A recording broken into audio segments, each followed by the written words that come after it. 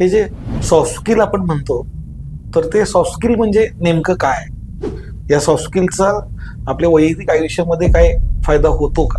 का फक्त नोकरीपुरतंच ते स्किल शिकलं पाहिजे? की ट्रेनिंग अँड डेव्हलपमेंट या सेक्टरमध्ये शिकवणं नाहीये फक्त, त्याचं ट्रान्सफॉर्मेशन महत्त्वाचं. काही विद्यापीठांनी सॉफ्ट स्किल ट्रेनिंग हे त्यांच्या अभ्यासक्रमात ठेवलंय, पण ते पण थेरॉटिकल आहे हो सर, प्रॅक्टिकल नाहीये. आमचं काम काय असतं की तो माझ्याकडे आल्यानंतर त्याचं सगळ्यात क्लॅरिफिकेशन स्वतःच झालं पाहिजे, आणि प्लस त्याला असं एक टूल मिळालं पाहिजे माझ्याकडनं, ट्रेनरकडनं, जे टूल वापरून तो त्याच्या समस्येचं निराकरण करू शकतो. खाजगी क्षेत्रामध्ये ट्रेनिंग देतानाचा अनुभव आणि सरकारी क्षेत्रामधला अनुभव, तर तुम्हाला सरकारी क्षेत्रामध्ये ट्रेनिंग देताना काही वेगळे अनुभव आले का? हा काय शिकवणार, आता आम्ही 40 वर्ष नोकरी केली की त्याच्या वया एवढं तर आमचं हे आहे, आता आम्ही या वयात तुझं शिकणार काय नवीन, अजून माझी वर्ष किती राहिली, 5 वर्ष राहिली. अशा पद्धतीची मानसिकता सरकारी कर्मचाऱ्यांमध्ये आहे. प्रत्येक सरकारी कार्यालय, तुमचं जिल्हाधिकारी ऑफिस असून दे, पोलीस डिपार्टमेंट असून दे, किंवा कुठलंही असून दे, तिथल्या एम्प्लॉईजना आज 4 सॉफ्ट स्किलचं ट्रेनिंग तर दिलंच जातं. एक आहे विशेषतः ह्या उमेदवारी करणारी जी मुलं आहेत, जी नुकतीच शिक्षण घेऊन बाहेर पडलीत, तर तुम्हाला त्यांच्यामध्ये काही कमतरता जाणवती का? असं म्हटलं जातं, hard skill gets you hire, but if you don't have a soft skill then you will get fired. Patil Patil घेऊन आला पाटील की. नमस्कार मित्र, बेकीज बेकरी प्रेझेंट पाटील की या पॉडकास्टमध्ये आपल्या सगळ्यांचं स्वागत आहे. मंडळी, आज आपल्या स्टुडिओमध्ये असं व्यक्तिमत्व आहे ज्यांनी कॉर्पोरेट क्षेत्रातील स्वतःच्या अनुभवाच्या जोरावरती तरुण आणि व्यावसायिकांना प्रशिक्षित केलं, उद्योग व्यवसायामध्ये त्यांना मार्गदर्शन केलं. सातारा जिल्ह्यातून त्यांनी त्यांच्या कामाची सुरुवात केली आणि त्यांच्या प्रशिक्षणाची आज महाराष्ट्रभर चर्चा आहे. JBJ एज्युकेशनचे संस्थापक आणि certified corporate trainer Zuber Shaikh sir आज आपल्या सोबत आहेत. जुबेर शेख सरांचा जवळपास 2 दशकांचा अनुभव आहे. 100हून अधिक कार्यशाळा त्यांनी यशस्वी केल्यात. पोलीस दलापासून ते बँकांपर्यंत कॉर्पोरेट ट्रेनिंग हा त्यांचा विषय राहिलेला आहे. हा प्रवास त्यांचा कसा झाला आज आपण जुबेर सरांकडून ऐकून घेऊया. जुबेर सर, नमस्ते, तुमचं स्वागत आहे. सर, तुम्ही केमिस्ट्री केलं BSc मधून आणि MBA केलं. एकदम या विज्ञान शाखेकडे विज्ञान शाखेतून तुमचा MBA कडचा जो प्रवास कसा झाला? विज्ञान शाखेत BSc केमिस्ट्री करत असताना ॲनालिटिकल थिंकिंग ही बाब सायन्समुळे माझ्यामध्ये निर्माण झाली. कारण सायन्सचा अभ्यास करताना आपल्याला ॲनालिटिकल थिंकिंग करावंच लागतं.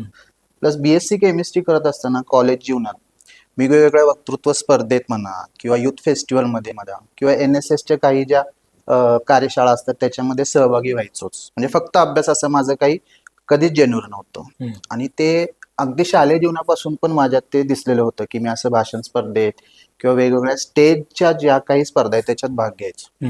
आणि BSc करत असतानाच मला असं जाणवलंय की आपल्याकडे पण कम्युनिकेशन स्किलला इम्प्रुव्हमेंटला स्कोप आहे. आणि प्लस लिडरशिप, त्याच्यानंतर तुम्हाला टीम बिल्डिंग हे स्किल आले तर कॉर्पोरेटमध्ये किंवा तुम्ही जॉब करत असताना, BSc नंतर मी जॉबच करणार होतो पहिल्यांदा, तर जॉब करत असताना मला ग्रोथ हवी, तर मग माझ्याकडे अशी काहीतरी डिग्री हवी की ज्याच्यामध्ये मला प्रमोशन मिळणं किंवा मला ग्रोथ मिळणं किंवा माझे काही ड्रीम्स आहेत कॉर्पोरेटमध्ये जाऊन किंवा जॉबमध्ये जाऊन ते पूर्ण करण्याला अशी कोणती डिग्री उपयोगी पडेल. तर त्यावेळेस मला असं दिसलं की ती MBA ही डिग्री असेल, म्हणून मी BSc कडून MBA कडे गेलो. मग आज जे काही मी आहे त्याच्यामध्ये BSc मधलं ॲनालिटिकल थिंकिंग आणि प्लस MBA मधलं मॅनेजरियल स्किल, या दोघांचं कॉम्बिनेशन आहे. माझं जे नॉलेज आहे ते बुकिश नाही, दोन्ही डिग्रीचं कॉम्बिनेशन प्लस एक्सपिरियन्स असं आहे. त्यामुळे BSc नंतर MBA ही डिग्री निवडलेली आहे. तुम्ही MBA केल्यानंतर कूपर कॉर्पोरेशन मध्ये, म्हणजे एक उद्योग क्षेत्रामधलं नावाजलेलं नाव आहे, आणि त्या ठिकाणी तुम्ही HR एक्झिक्युटिव्ह म्हणून 2 वर्षाचा तुमचा अनुभव आहे. हा तुमचा अनुभव, कूपर मधला अनुभव तुमचा कसा राहिला? आता MBA पूर्ण झालं. MBA मध्ये मी HR मध्येच MBA केलं होतं, स्ट्रीम HRच निवडली होती. आणि HR मध्ये 3 स्ट्रीम महत्वाच्या असतात अजून. त्याच्यामध्ये असतं रिक्रुटमेंट, ज्याच्यामध्ये तुम्हाला एम्प्लॉईजची इंटरव्ह्यू घेऊन भरती करायची असते. दुसरं असतं IR, त्याच्यामध्ये तुम्हाला इंडस्ट्रियल रिलेशन त्याला म्हटलं जातं, म्हणजे डिस्प्युट्स वगैरे जे कामगारांच्या बरोबर असतात ते मॅनेज करायचे असतात. आणि तिसरं असतं ट्रेनिंग अँड डेव्हलपमेंट. आणि MBA करत असताना पेपर प्रेझेंटेशन कॉम्पिटिशन किंवा ग्रुप डिस्कशन हे सारखीच व्हायचं, त्यामुळे ते डेव्हलप झालं होतं. कुपर कॉर्पोरेशनमध्ये मला ट्रेनिंग अँड डेव्हलपमेंटमध्ये जॉब मिळाला नाही, तो मिळाला IR मध्ये. बरं. पण IR करत असतानाच आम्हाला सुद्धा कुपर कॉर्पोरेशनमध्ये ट्रेनर शिकवायला यायचे, कधी कधी बाहेरचे यायचे आणि कधी कधी सिनियर मॅनेजर आम्हाला ट्रेनिंग द्यायचे. मग ते पण कुठले ट्रेनिंग द्यायचे जे इंडस्ट्रीला गरजेचे आहेत. आणि त्यावेळेस कुपर कॉर्पोरेशनमध्ये एक छान ऍक्टिव्हिटी घेतली जायची. ते एक पुस्तक, सेल्फ हेल्प जे आपण पुस्तकं म्हणतो तशी पुस्तकं जे इंडस्ट्रीला गरजेची आहेत, ती पुस्तकं आम्हाला वाचायला द्यायची आठवड्याभर. आणि एका आठवड्यानंतर प्रत्येक एंट्री लेवल मॅनेजरनं त्या पुस्तकाचं प्रेझेंटेशन किंवा त्या पुस्तकाचं समरी दुसऱ्या ट्रेनरच्या मॅनेजरच्या समोर सांगायची असते. त्यातनं एक स्किल डेव्हलप झालं. वाचन तर पहिल्यापासूनच मी करत होतो, पण त्यातनं एक स्किल डेव्हलप झालं की आपण लोकांना ट्रेन करणं. आणि तिथं ट्रेनिंगचा खरोखर अनुभव चांगला मिळाला. आणि तेव्हापासून मला असं वाटू लागलं की HR मध्ये काम करताना मला ट्रेनिंग आणि डेव्हलपमेंट हे सेक्टर जर मिळालं मी अजून चांगलं करू शकतो. मग तुम्हाला तशी संधी मिळाली का? कोपरमध्ये तर नाही मिळाली. बर. मग विचार केला की अशी संधी आपल्याला कुठे मिळू शकते. आणि ऑपॉर्च्युनिटी तर येतच होत्या, कारण सगळं काही ऑनलाईन माझं रिझ्यूम वगैरे सगळं अपलोड होतं. मग ते 1.5-2 वर्ष झाल्यानंतर पुण्यात मला टर्न तसा मिळाला. अच्छा. त्याच्यामध्ये पूर्णच मला ऑपरेशन ट्रेनिंग आणि प्लस रिक्रुटमेंटचं मिळालं. तिथं गेल्यानंतर, पुण्यात गेल्यानंतर असिस्टंट मॅनेजर म्हणून ट्रेनिंग अँड ऑपरेशन हे जे प्रोफाईल मिळालं, त्यामध्ये मलाच मॅनेजर्स किंवा मुलांची भरती करून घ्यायची होती. आणि प्लस जे कंपनीचं विजन आहे त्याच्याशी त्यांचा दृष्टिकोन अलाइन करायचा होता. मग माझी जबाबदारी काय राहिली? त्यांना ट्रेन करणंच, घ्यायचं पण मी आणि त्यांना शिकवायचं पण मी. त्याच्यानंतर काम तर ते करणारच आहेत, पण त्यांचा दृष्टिकोन कंपनीच्या विजन बरोबर करणं हे एक मोठं माझ्यासमोर आव्हान होतं. मग आता तिथं मला जाणवलं की फक्त क्वालिफिकेशनला महत्व नाही, कारण मीच भरती करून घेत होतो. मीच म्हटलो की मला समजा एखादा BE विद्यार्थी पाहिजे तर 3-4 BE रिझ्यूम मीच मागवत होतो आणि त्यांच्या इंटरव्ह्यूज मीच घेत होतो. आणि त्यांना नुसतं भरती केल्यानंतर त्यांचा परफॉर्मन्स, अंडर परफॉर्मन्स दिसल्यानंतर जबाबदार कोण होतं व्यक्ती? मी होतो. तुम्ही भरती केले. मग त्यांना तयार करणं, त्यांना ट्रेनिंग देणं. मग त्यावेळेस मी ट्रेनर पण मागवले तिथं आणि मी स्वतः द्यायला लागलो. तिथंच मला कळालं की ट्रेनिंग अँड डेव्हलपमेंट या सेक्टरमध्ये शिकवणं नाहीये फक्त, त्याचं ट्रान्सफॉर्मेशन महत्वाचं. ती संधी मला पुण्यात मिळाली आणि तिथून पुढे मी खऱ्या अर्थानं एक कॉर्पोरेट आणि सॉफ्ट स्किल ट्रेनर बनलो. असं काही बनलो नाही, सर्टिफिकेट घेऊन बनणं ते वेगळं गोष्ट, पण तिथून मी प्रॅक्टिकली अनुभवातून बनलो. जे तुम्ही प्रश्न मला विचारला की तुम्ही इकडे कसं गेला, तर ते कोपरमध्ये मला संधी तिथं भेटलीच नव्हती. कारण जिथं मला घेतलेलं होतं IR मध्ये HRचंच फील्ड असतं. त्याला काही असं नसतं की HRचं फील्डचा अनुभव वेगळा असतो म्हणून तुम्हाला असं हे करत नाही.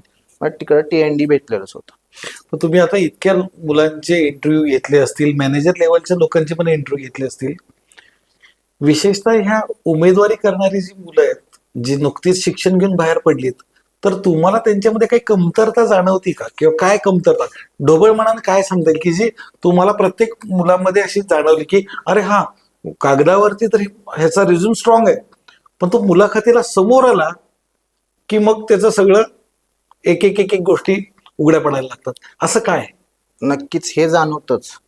कारण सगळेजण काय करतात, रिझ्यूम बनवतात, त्याच्यामध्ये नाव टाकतात, त्याच्यानंतर गाव टाकतात, एज्युकेशनल क्वालिफिकेशन आणि मग ऍड्रेस वगैरे सगळं टाकतात. आणि मग त्याच्यावरनं आम्ही इंटरव्ह्यू घेतो. आता कसं होतं सर, सगळ्यात मोठी कमी दिसते ती सॉफ्ट स्किलचीच दिसते. आता इथं आपण थोडंसं सॉफ्ट स्किल आणि हार्ड स्किल काय ते थोडंसं समजून घेऊ.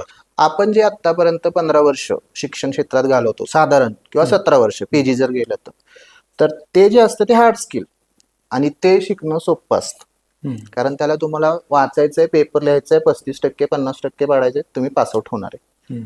आणि त्याच्या व्यतिरिक्त मॅनेजरियल स्किल ज्याला म्हणतो किंवा पीपल स्किल ज्याला म्हणतो, की तुम्हाला तुमच्या डिग्रीच्या शिवाय तुमचं काम करताना जे स्किल वापरावं लागतं. मग टाइम मॅनेजमेंट आलं, दिलेल्या वेळेत कामं पूर्ण करणं. लिडरशिप स्किल आलं की एक टीम हँडल करायची, टीम ऐकत नसते, ते पण स्किल आहे. त्याच्यानंतर तुम्हाला कॉन्फ्लिक्ट मॅनेजमेंट, ऑफिसमध्ये वर्कप्लेसच्या इथं काहीतरी पॉलिटिक्स होतच असतं, सगळीकडे होतं तसं तिथं ते कॉन्फ्लिक्ट तुम्हाला मॅनेज करायचे असतात. त्या सगळ्यातनं येतो स्ट्रेस, तो स्ट्रेस सगळा मॅनेज करायचा असतो आणि मग परफॉर्मन्स द्यायचा असतो. मग आव्हानं खूप असतात, पण त्यासाठी आपण रेडी आहे का हे मुलांना माहित नसतं आणि मुलं सर्रास रिझ्यूम मध्ये आहेत तसं सांगतात. आणि या अनुषंगाने मी तुम्हाला आता एक उदाहरण देतो की समजा मला माझ्या कंपनीत एक एक्झिक्युटिव्ह पाहिजे आणि मी रिझ्यूम मागितला मला MBA पाहिजे म्हणून, बरोबर, आणि प्लस मला त्याचं MSc पण क्वालिफिकेशन पाहिजे कारण कॉम्प्युटर प्रोफिशियन्सी असली तर सोपं होईल.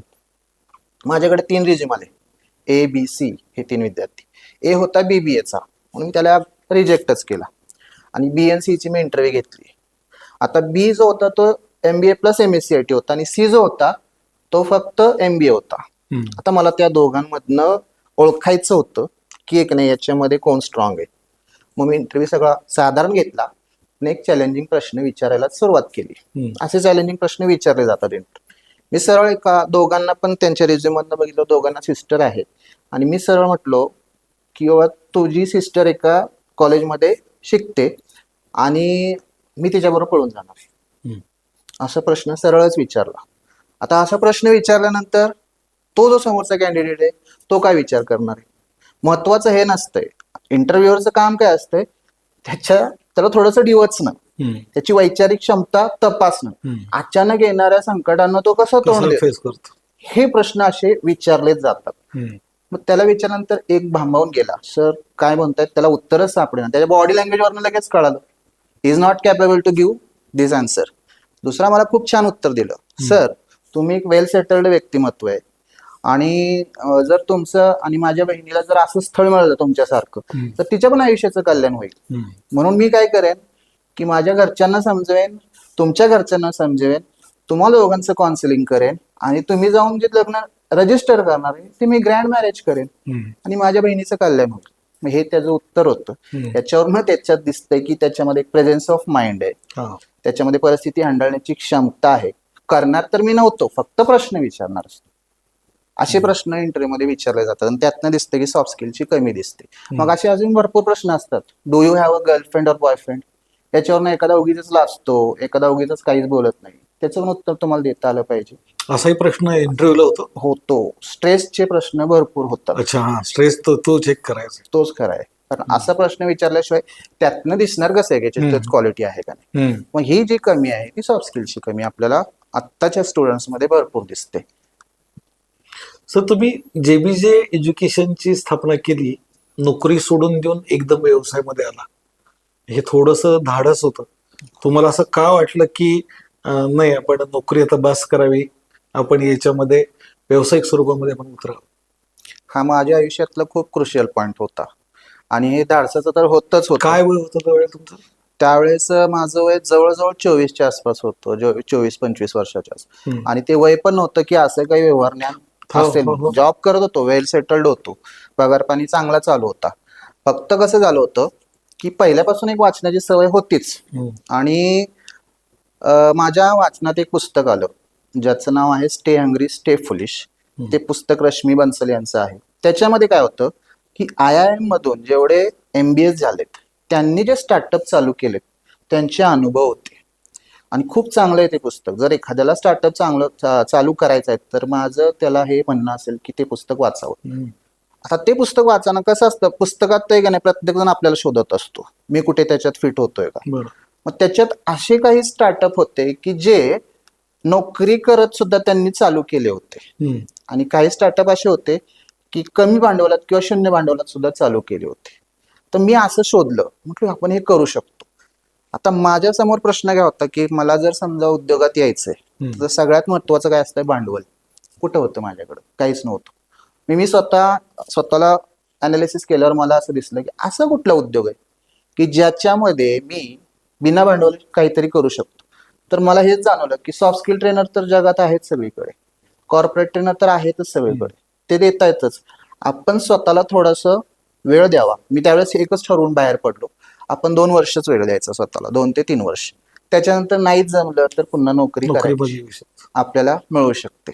म्हणून मी JBJ एज्युकेशनचा विचार त्यावेळेस केला आणि सॉफ्ट स्किल ट्रेनिंग द्यायला लागलो. पण हे करताना काही कोणाची प्रेरणा, ते पुस्तक तर वाचलं होतंच, पण वाचलं. कोणाचं तरी बॅकिंग? हो, माझ्या छोट्या भावाचं होतं बॅकिंग त्यावेळेस. छोट्या भावाचं? छोट्या भावाचं. त्याला तो ते त्यावेळेला किती वर्षाचा असेल? तो असेल, तो पण माझ्यापेक्षा 2 वर्षांनी लहानच आहे फक्त. बर. तो म्हटला मला की तो पण जॉब करतच होता, तो पण काम करत होता त्याचा. तो म्हटला मला की आपण करूया, तू घे वेळ. आणि त्यावेळेस माझं लग्न पण झालं नव्हतं, त्यामुळे अशी जबाबदारी नव्हती. हा. नाहीतर मग तिथनं ते वेगळा बॉस अगदी असतो. अगदी. हो. तर मी तो चालू केला. नाही, बॉस पेक्षा वेगळी चिंता असती हो, की आपण मटका खेळायला चाललोय, हा लागला तर ठीक, नाही लागला तर आपलं स्वतः आपण काही करू, पण आपले अवलंबित्व खरोखर आहे. आणि समजा तुम्ही ती चर्चा जरी केली तर तिथनं 80% रिस्पॉन्स वेगळाच मिळतो आपल्याला नसण्याचा. कारण ते सेटल्ड आयुष्य दोघं पती पत्नीने बघितलेलं असतं, त्यातनं बाहेर पडणं आता नको म्हणून म्हणतात. मग ते मॅरेजला किती वेळ होऊन दे. पण मी ते त्यावेळेस चालू केल्यामुळे मला असं वाटलं की ते बरं झालं होतं. आणि मग ते बॅकिंग पण होतं. आणि मग त्यावेळेस कमी काही पडलं वगैरे तर आम्ही दोघं मिळून ते थोडंसं करत आलो. हे जे सॉफ्ट स्किल आपण म्हणतो, तर ते सॉफ्ट स्किल म्हणजे नेमकं काय? या सॉफ्ट स्किलचा आपल्या वैयक्तिक आयुष्यामध्ये काय फायदा होतो का? का फक्त नोकरीपुरतंच ते स्किल शिकलं पाहिजे? नाही, सॉफ्ट स्किलचा सगळ्यात मोठा फायदा आपल्या वैयक्तिक आयुष्यातच होतो. नोकरीचा पुरताच होतो असं नाही. नोकरी तुम्हाला हार्ड स्किलमुळे मिळते, पण तुमची नोकरी टिकून राहते ते सॉफ्ट स्किल पण. ते सॉफ्ट स्किलमुळे. असं म्हटलं जातं, hard skill gets you hired, but if you don't have a soft skill then you will get fired. म्हणजे तुमच्याकडे हार्ड स्किल आहे म्हणून तुम्ही हायर्ड होऊ शकता, पण सॉफ्ट स्किल नसले तर फायर फायर्ड होणार. रोज बॉस कडून. रोज बॉसकडे नाही होत हे म्हटलं जातं. आता मग हे सॉफ्ट स्किल म्हणजे आता आपण असा विचार करतो की फक्त स्टुडंट्सना शिकवायला पाहिजेत का, किंवा कॉर्पोरेट पीपलना शिकवायला पाहिजे, असा नाही दृष्टिकोन. एक दुकानदार आहे, समजून घ्या, त्याला सेल्स करायचं आहे, बरोबर. तुम्ही बघा, कुठल्याही एखाद्या चांगल्या शोरूम मध्ये गेल्यानंतर तिथं काही सेल्स पीपल असतात, त्यांचं बिहेविंग बघा, तो कस्टमरला कसं ट्रीट करतो, अगदी डोअर पासून परचेस करण्यापर्यंत. मग ते त्याला सॉफ्ट स्किलमुळे, त्याच्या ट्रेनिंगमुळे त्याच्यामध्ये ते आलेलं असतं. आणि काही ठिकाणी एखादा सेल्स पर्सन असतो, तो उद्धट स्वभावाचा पण असतो, त्याला कस्टमर कसं हँडल करायचं हेच कळलेलं नसतं. हे सॉफ्ट स्किलमुळे. म्हणजे एका दुकानदाराला, एका सेल्स पर्सनला, एका मॅनेजरला आपलं करिअरसाठी पण सॉफ्ट स्किल उपयोगी पडतो.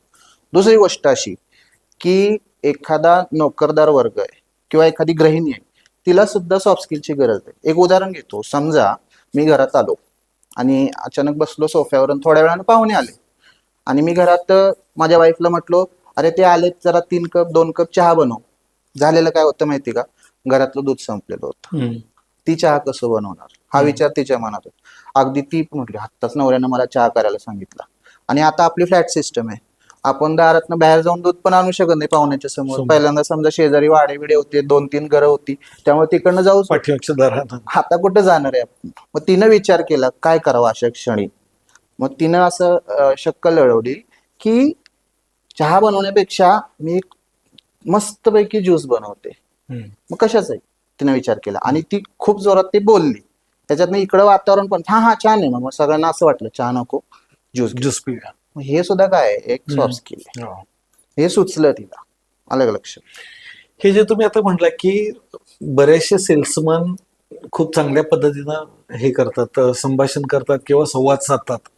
आपण आपल्या आजूबाजूला बघतो की बऱ्याच वेळेला सेल्समन उद्धट वर्तन नाही करत, पण तुमच्याकडे लक्ष न देणं, आपल्याला 2 वेळेला ग्राहकानं त्याला अटेन्शन द्यावं लागतं की ओ मी काय म्हणतो ऐका. ह्या छोट्या व्यावसायिकांनी सुद्धा त्यांच्याकडच्या सेल्समनना प्रशिक्षण देण्याची गरज आहे असं तुम्हाला वाटतं का? आणि जर गरज आहे असं वाटत असेल तर त्याची काय व्यवस्था आहे का? कारण पारंपरिक पद्धतीनं हा काय कामाची गरज आहे, तुला कामाची गरज आहे, ठीक आहे, वेळ देशील ना, किती पगार, एवढा, चल डन, उद्यापासून ये. त्या मुलाकडे काय आहे काय नाही माहित नाही. तो तिथं आल्यानंतर काय पाहिजे, मागेल ती वस्तू समोर काढून देणं म्हणजे सेल्समनशिप नाहीये. बरोबर. तर असं काय आहे का? असं करता येतं? आहे सर, नक्कीच आहे. कारण आपण असं ज्यावेळेस एखादा सेल्स पर्सन हायर करतो आणि त्याला ठेवतो आणि जर आपण त्याला ट्रेनिंग दिलं तर त्याच्या माइंडसेटमध्ये बदल नक्कीच होतो. त्याला सेल्स, आता बघा ते म्हटलं जातं ना, सेल्समन याला म्हटलं जातं, म्हणजे मला ते बरोबर वाटत नाही की एखाद्याला टक्कल आणि त्याला कंगवा विकला तर तो चांगला सेल्स पर्सन. हे खोटं आहे खरं. ते गंडवागंडवीचं काम आहे. सेल्स पर्सन तुम्ही ट्रेन केलं ना तर तो तुम्हाला चांगलं सुचवू शकतो. सर हे नाही, हा. तुमच्यासाठी हे अतिशय चांगलं आहे. त्याची तुमची बॉडी लँग्वेज बघून, तुमची लाईफस्टाईल बघून त्याला लगेच अनुभवता येतं की यांच्यासाठी चांगलं काय आहे. तुम्ही एखाद्या शोरूम मध्ये गेला गाडीच्या, हम्म. तुम्हाला कुठली गाडी प्रेफर करायची हे तो कसं ओळखेल? तुमच्याशी चर्चा व्यवस्थित करून. का उगीच सगळ्या गाड्या दाखवू सुटेल? हो. त्याला कळायला पाहिजे बजेट काय, यांची गरज काय, गरज काय. नीड काय. मग कस्टमर नीड ओळखण्यासाठी तुम्हाला सेल्स पर्सनला ट्रेन करणं गरजेचंच आहे. नीडच नाही ओळखली, उगीच असतं एकदम दाखवत सुटलं प्रॉडक्ट, त्यानं तो कस्टमर पण कन्फ्युज होणार आहे हो. आणि त्याचा तो अंडर कॉन्फिडंट येणार आहे. हो. तर खरेदी करूया का नको करूया हा डिसिजन नाही, तो होल्डवर ठेवू शकतो. होल्डवर ठेवू शकतो. आणि बघा आपल्याला बघा ना, आपण आयुष्यात कुठेतरी खरेदी करायला चाललो की आपल्या ठराविक माइंडमध्ये एक दुकान असतं. हम्म. ते का असतं? हम्म. ते याच्यासाठी नसतं की तिथं सेल्स पर्सन उद्धट आहे, तिथलं कल्चर डेव्हलप झालेलं असतं. हम्म. मग ह्या ऑर्गनायझेशन कल्चर तुम्ही त्या ट्रेनिंगमुळे का नाही अतिशय चांगल्या पद्धतीनं इम्प्रूव्ह करू शकता. त्यामुळे मला असं वाटतं छोट्या व्यावसायिकांनी पण याच्याकडे लक्ष दिलं पाहिजे, तर तुमचा बिझनेस तर वाढणारच आहे. आपण मगाशी म्हटलं की तुम्ही बँकिंग क्षेत्रातल्या लोकांना पण ट्रेनिंग दिलं ॲज ए सर्टिफाईड कॉर्पोरेट ट्रेनर म्हणून. पोलीस मधल्या सुद्धा लोकांना तुम्ही ट्रेनिंग अनेक कार्यशाळा केलेल्या आहेत.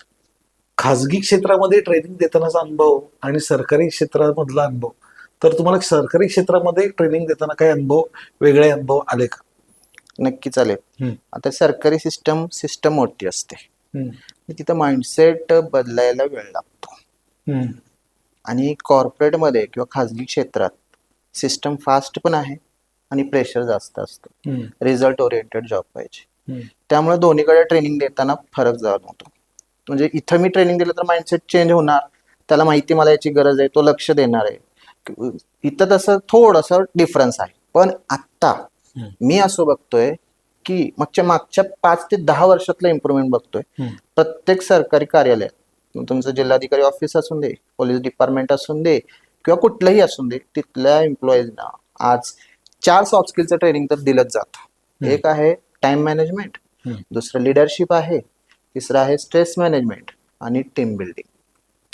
कारण हे सगळंच करावं लागतंय. त्यामुळे आता सगळ्यांनीच त्याचं अनुकरण करायला चालू केलंय, कारण त्यांना इम्प्रुव्हमेंट हवी. पण खाजगी क्षेत्रातला माणूस मला हे स्किल गरजेचं आहे कारण मला नोकरी टिकवायची आहे किंवा प्रमोशन घ्यायचंय किंवा मला पुढे जायचंय म्हणून. सरकारी क्षेत्रामध्ये अशी उदासीनता बघायला मिळते का? किंवा तुम्हाला काय अनुभव आहे की हा काय शिकवणार, आता आम्ही 40 वर्ष नोकरी केली की ह्याच्या वया एवढं तर आमचं हे आहे, आता आम्ही या वयात तुझं शिकणार काय नवीन, अजून माझी वर्ष किती राहिली, 5 वर्ष राहिली. अशा पद्धतीची मानसिकता सरकारी कर्मचाऱ्यांमध्ये आहे का?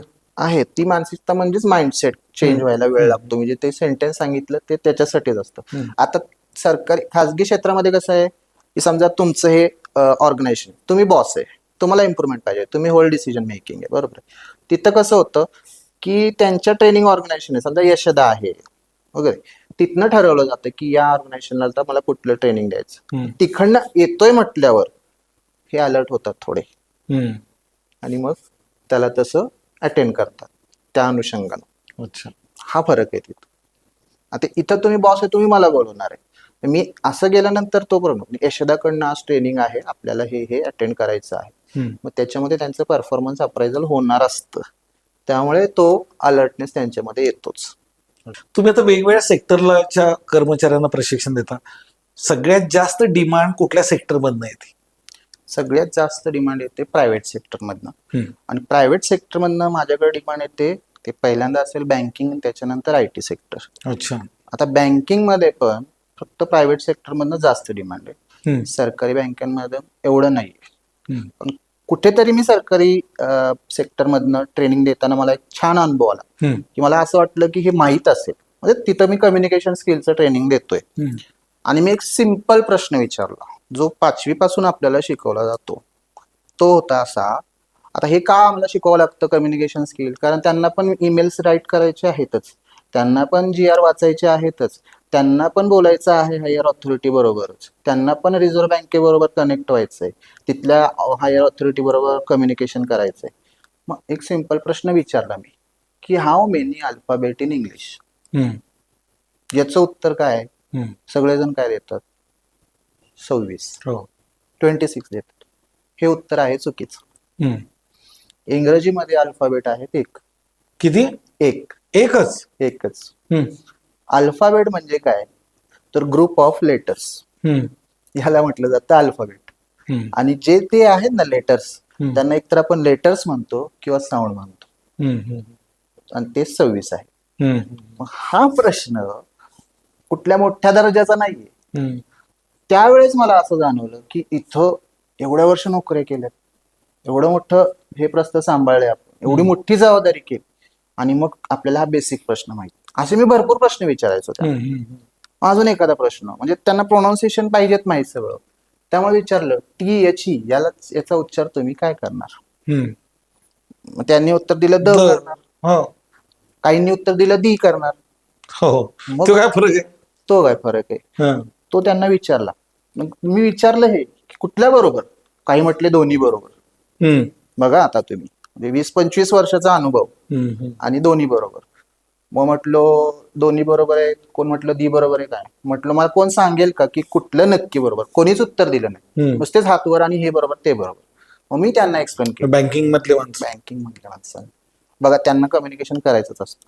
मग त्यांना म्हटलो मी त्या तुम्हाला थोडं अडवतो, बँकिंग मध्ये विशेषतः सरकारी बँकिंग मध्ये कम्युनिकेशन स्किल सक्तीचं करायला पाहिजे. करायला लोकांना जो बँकेमध्ये जो अनुभव येतो, म्हणजे मला पैसे काढायचे तिथं स्लिपा संपल्या तर ते तिकडे जा, कोपऱ्यात जा, तिथं ठेवलाय बघ, अरे हे कम्युनिकेशन आहे. हे कम्युनिकेशन नाहीयेच.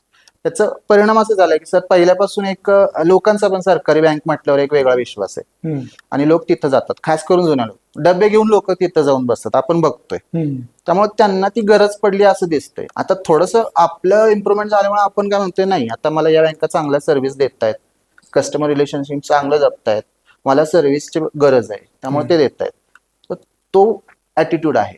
मग तो प्रश्नाकडे पुन्हा वळतो. हम्म, तर द आणि दी मग विचार केला आणि मग त्यांना सांगितलं की ज्या वेळेस इंग्रजी मधले vowels hmm. A E I O U U. यानं कुठलाही वर्ड चालू झाला हम्म, आणि त्याच्या अगोदर टी एच ई असेल हम्म. तर दी म्हणायचं. दी म्हणायचं. आणि जर बाकीचे कॉन्सोनंट आहेत बी सी डी जी बाकीचे कुठलेही, त्याच्या अगोदर टी एच ई असेल तर तुम्ही म्हणायचं द. द.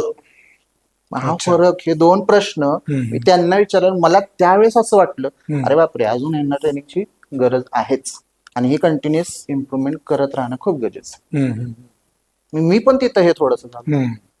हा फरक दिसल्यामुळे. इंजिनिअरिंग किंवा फार्मसी किंवा मॅनेजमेंटच्या विद्यार्थ्यांसाठी ट्रेनिंग सेंटर, ट्रेनिंग तुम्ही चालवता, त्यांना ट्रेनिंग देता. आजच्या विद्यार्थ्याकडे कुठल्या स्किलची गरज आहे असं तुम्हाला वाटतं? आता आजच्या विद्यार्थ्यांच्याकडे जर बघितलं तुम्ही, तर मला असं वाटतं त्यांचं पहिल्यांदा कम्युनिकेशन स्किल, आणि त्यातही बेसिक आपल्याकडे प्रॉब्लेम आहे खास करून असं दिसतंय की इंग्लिश कम्युनिकेशन. हम्म. कम्युनिकेशन इंग्लिश चांगलं बोलता येणं याला कम्युनिकेशन म्हणत नाही आपण. नाही. पण इंग्लिश ही जागतिक भाषा आहे, हम्म, त्याच्याबरोबर तुम्ही अलाइन झालं पाहिजे. तुम्हाला जॉब एम्प्लॉयबल पाहिजे तर तुम्हाला ते अलाइन झालं पाहिजे. एक उदाहरणानं सांगतो. हम्म, संभाजीनगरमध्ये, छत्रपती संभाजीनगरमध्ये मागच्या वर्षीची न्यूज होती की 39 जागा होत्या पोलीस शिपाई भरतीच्या, हम्म. आणि त्याला अर्ज किती आले होते? 5,000. किती आले होते? 5,000. 5,000. गमतीची गोष्ट काय, 930 उमेदवार त्याच्यामध्ये कुठले होते माहिती का? हम्म. Doctor, BMS, BHMS, MTech, BTech, BE, ME, BSc, BA, BCom, MBA, अतिशय उच्च शिक्षित पोलीस शिपाई भरतीला ज्याला फक्त पात्रता होती 12वी पास, त्यांनी त्याला अर्ज केला होता. आपण पोलीस शिपाई या BAMS? हो, या पदाला आपण नाव नाही ठेवत आहे, नाही. आपल्याला त्या जॉबला हे नाही करायचं. त्यांनी अर्ज केले होते. मग मी 17 वर्ष शिकतोय कशाला, हा प्रश्न पडतोय. हम्म, म्हणजे माझं काय होतंय हे, हा एक प्रश्न निर्माण होतो.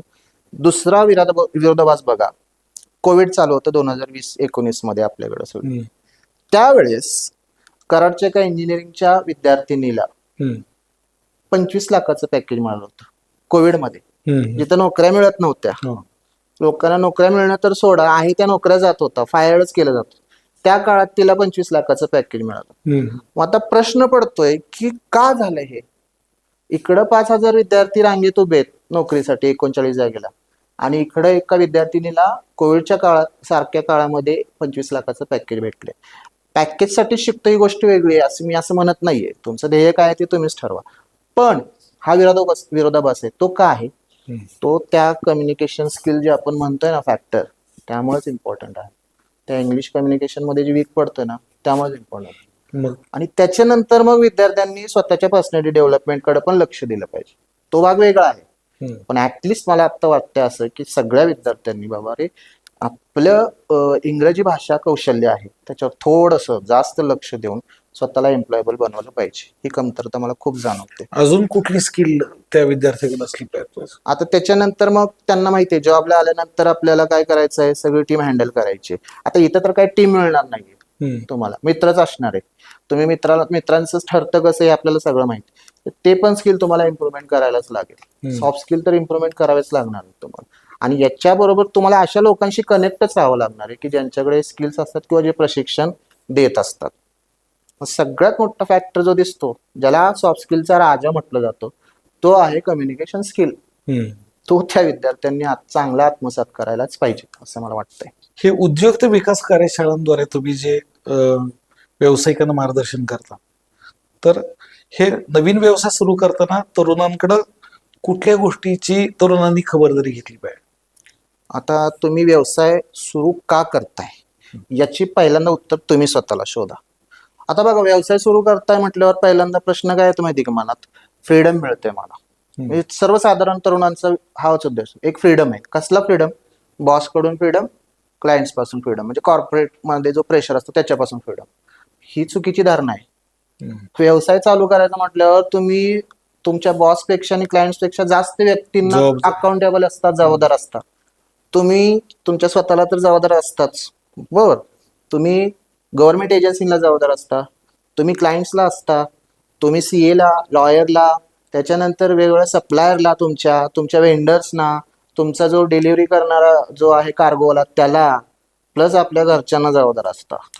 हे लक्षात त्यानं घेतलं पाहिजे. व्यवसाय करताना नोकरीपेक्षा जास्त अडचण येते. व्यवसाय करताना नोकरीपेक्षा जास्त प्रॉब्लेम्स येतात. हे त्यानं पहिल्यांदा लक्षात घेतलं पाहिजे. आणि तू व्यवसाय का करतो हे तो ठरवलं पाहिजे. दुसरी गोष्ट अशी की ते गोल तू कधी ठरवलंयस, किंवा ठीक आहे मी म्हणतो की 5 वर्ष तुम्हाला, 3 वर्ष तुम्हाला व्यवसायात तग धरण्यासाठी जातो, हे तर आहेच. आपल्या विद्यार्थ्यांचा प्रवास कसा होतो किंवा कोणाचाही, तो पहिल्यांदा काय करतो, एज्युकेशन घेतो, मग त्याच्यानंतर काय करतो, जॉब बघतो, आणि त्याच्यानंतर गोल ठरवले तर ठरवतो. ते कुठले गोल असतात? सर्वसाधारण गोल असतो काय, मला नोकरी घ्यायची ते तर झालंच, प्लस घर बनवायचंय, मग असतं गाडी घ्यायची, थोडं फॅमिली सेटअप करायचं आणि मुलांचे एज्युकेशन, एवढंच असतं, बरोबर. पण आपला प्रवास उलटा पाहिजे. आपण पहिल्यांदा गोल ठरवलं पाहिजे, त्याच्यानुसार एज्युकेशन घेतलं पाहिजे, आणि मग त्याच्यानंतर जॉब करा, मला बिझनेस करायचा ते ठरवलं पाहिजे. मग गोल सेट नसेल तर तुम्ही बिझनेस करा किंवा नका करू, तुम्हाला तो प्रॉब्लेम येणारच आहे, किंवा जॉबमध्ये सुद्धा येणारच आहे. तर बिझनेस हा गोल आहे का हे पहिल्यांदा लक्षात घ्या. आणि गोल कसा असावा, तर आपल्याला आतापर्यंत स्मार्ट म्हटलं गेलंय, पण माझं म्हणणं असं आहे, तो गोल बिझनेस करण्याचा तुमचा क्लिअर पाहिजे, तर तुम्ही त्या बिझनेसमध्ये यशस्वी व्हाल. ही खबरदारी घ्या. क्लिअर असणं याला काय, आता आपण थोडक्यात बघूया. आता मी समजा तुम्हाला एक 10व्या मजल्यावर तुम्ही उभे आहे एका इमारतीच्या, आणि तुमच्या हातात एक पोत आहे साखरेचं 15 किलोचं, आणि ते पडू नये म्हणून तुम्ही प्रयत्न करताय, बरोबर. तुमचं गोल काय, पडू नये. मग तुम्ही किती वेळ धराल ते? 10 मिनिटं, 20 मिनिटं, जास्तीत जास्त 30 मिनिटं. आता थोडासा वेगळा विचार करा. तिथं तुमच्या हातात तुमचा मुलगा किंवा मुलगी आहे, आणि ती पडू नये म्हणून तुम्ही तग धरताय. आता वेळेस तुम्ही प्रयत्न किती कराल? तास, 1.5 तास, म्हणजे तो पूर्णपणे वाचवण्याचाच प्रयत्न कराल की पडू नये. अगदी. हा ऍटिट्यूड तुम्हाला बिझनेस मध्ये पाहिजे.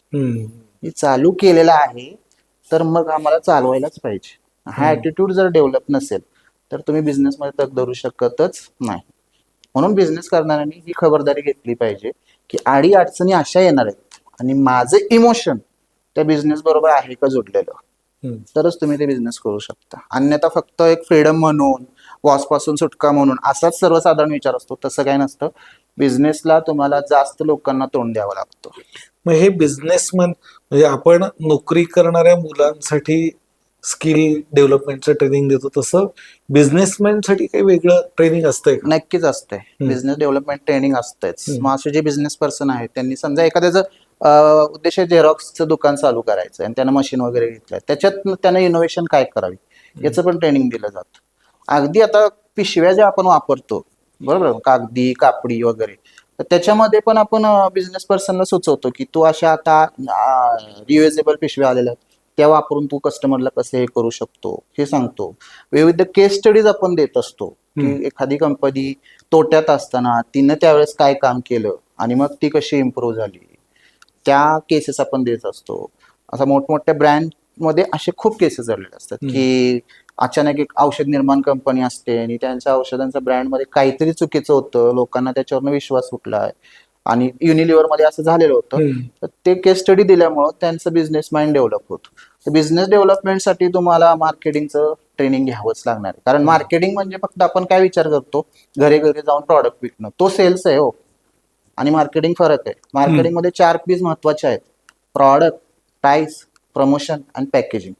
हे मार्केटिंग झालं. आणि सेल्स म्हणजे फक्त सेल्स झाला. तो फरक त्याला कळत नाही. मार्केटिंग आणि सेल्स मधनं फरक काय. काही बिझनेस फक्त प्रॉडक्टमुळे चालू शकतात, काही बिझनेस फक्त प्राइसमुळे चालू शकतात, काही बिझनेसचं प्रमोशन खूप चांगलं असतं त्यामुळे ते चालू शकतात, आणि काही बिझनेसचं पॅकेजिंग म्हणजे आकर्षक होतं त्यांनी खूप चांगलं बनवलं असतं त्यामुळे ते चालू शकतात. तर त्यावेळेस त्या बिझनेस पर्सननं आपला विचार केला पाहिजे की आपण कुठल्या कॅटेगरीमध्ये, माझं प्रॉडक्टच असं आहे त्यामुळे घेणार, किंवा माझं पॅकेजिंग चांगलं आहे त्यामुळे घेणार, का माझं प्रमोशन चांगलं आहे. हे 4 P's मिळवूनच तुम्ही मार्केटिंग चांगलं करू शकता आणि बिझनेस वाढवू शकता.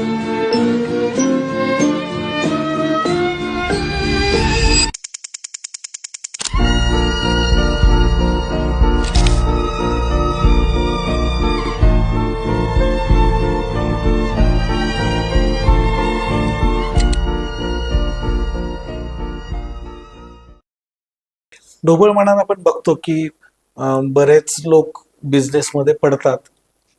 मराठी माणूस विशेष करून मार्केटिंगला कमी पडतो. तो उत्तम प्रॉडक्ट तयार करू शकतो, त्यासाठी कष्ट घेऊ शकतो. मार्केटिंगमध्ये का माणूस कमी पडतोय? मराठी माणसानं पहिल्यापासून शिक्षण घेताना नोकरी हाच उद्देश ठेवलेला असतो. त्यामुळे बिझनेस पर्सन जो असतो त्यानं तसा हे ठेवलेलं नसतं. मराठी माणसाचं प्रत्येक वेळी शिक्षण घेत असताना करिअर म्हणजे काय, की नोकरी, चांगली नोकरी. चांगली नोकरी. तो नोकर चांगला बनण्याचाच प्रयत्न करतोय. हम्म.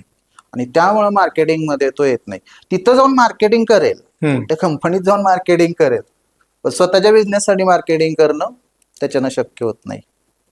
तो मार्केटिंगचा जॉब करेल असं मला म्हणायचंय. जॉब जॉब करेल, पण बिझनेस स्वतःच्यासाठी मार्केटिंग करणं हे म्हटलं की त्याच्यात कष्टाळू खूप आहे मराठी माणसं. जबरदस्त टार्गेट ओरिएंटेड पण आहे, सगळं आहे. उलट मी तर म्हणतोय की मराठी माणसं कणखर असल्यामुळं असं थकणं त्यांच्याकडे जास्त नाहीये. काय असेल तो गुण आहे, तो थकणं नाहीये, त्यामुळे चांगलं करू शकतो. आणि चिवट आहे, झुंज देऊ शकतो, मग तो करू शकतो. आपण मग असं चर्चा करतोय की नोकरी करणाऱ्यांना, नोकरी वेगवेगळ्या व्यवसायामध्ये काम करणाऱ्यांना ही स्किलची गरज आहे.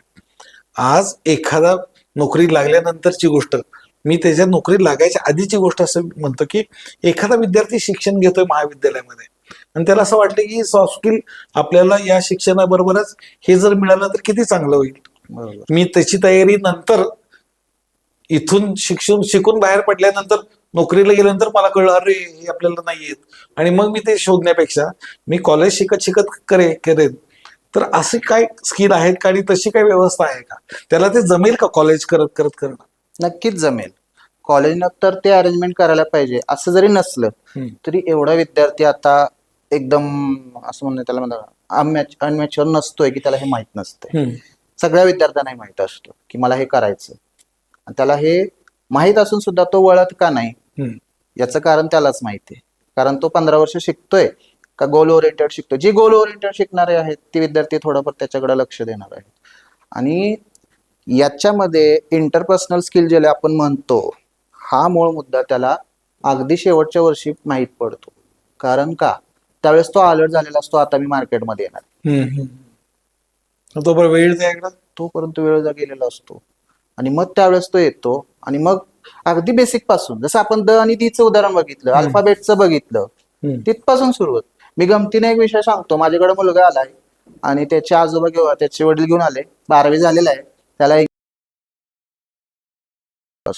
मग गमतीचाच विषय. त्याला म्हटलं बोल इलेक्ट्रिसिटी, तो म्हटला इलेक्ट्रिसिटी. अरे म्हटलं इलेक्ट्रिसिटी, हम्म. तो म्हटला इलेक्ट्रिसिटी. 1 तास झाला तो इलेक्ट्रिसिटी बोलतोय, मी त्याला म्हणतो इलेक्ट्रिसिटी बोलतोय, मी त्याला इलेक्ट्रिसिटी बोलतोय. त्याच्यामुळे मी इलेक्ट्रिसिटी बोलायला लागलो. दुसऱ्या दिवशी त्याचे वडील भेटले. म्हटलो सर का हो, मुलाला काही प्रॉब्लेम आहे का? म्हटलो का हो सर, काय झालं? अहो ते म्हटलं मी इलेक्ट्रिसिटी एवढा वेळ शिकवतोय, तो म्हणतोय इलेक्ट्रिसिटीच. ते म्हटले सर बसा, ते बाजारात चालले होते, बसा सर म्हटले चहा घेऊया. बसले आणि म्हटले सर थोडं त्याला समजून घ्या, त्याची कॅपॅसिटीच तेवढी. मग असा विचार केल्यानंतर मी म्हटलो असं आहे का, म्हटलो जरा मी म्हटलो इकडनंच प्रॉब्लेम आहे, त्याला आपण काय करू शकत नाही. मग दुसऱ्या दिवशी त्याला पुन्हा बोलवलं, तोच प्रॉब्लेम. तिसऱ्या दिवशी मला बागेत फिरताना त्याचे आजोबा भेटले. त्यांनी म्हटले कसं काय आमच्या मुलाचं चाललंय बरोबर? म्हटलं सर 1 नंबर. बसा म्हटलो. म्हटलं काय हो सर, काय प्रॉब्लेम आहे? म्हटलं काय हो सर, काय झालं?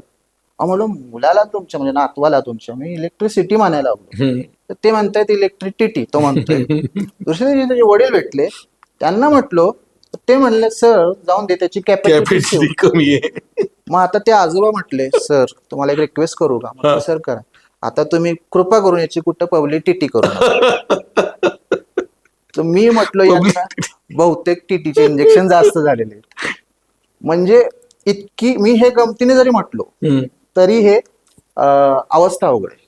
असं फक्त इंग्लिशच्या बाबतीत नाही, मग कम्युनिकेशन स्किल म्हटलं की आपण फक्त इंग्लिश म्हणतो, मराठी सुद्धा काही वीक आहे. एक प्राध्यापक मला भेटले मराठीचे आणि म्हणले सर मी 1-2 दिवस झाले एक पेपर चेक करतोय, मला कळे ना ते पेपरमध्ये त्या विद्यार्थ्याचा आन्सर बरोबर देऊ का चूक देऊ. म्हणजे तुम्ही मराठीचे प्राध्यापक, तुम्हाला काय प्रॉब्लेम? मग 2 दिवस झाले. म्हटलं का हो सर? आता बघा त्यानं काय लिहिलंय, रसा तळाला जाणे है ना, याचा आपल्याला काय वाक्यप्रचार वापरून उपयोग करून सांगा.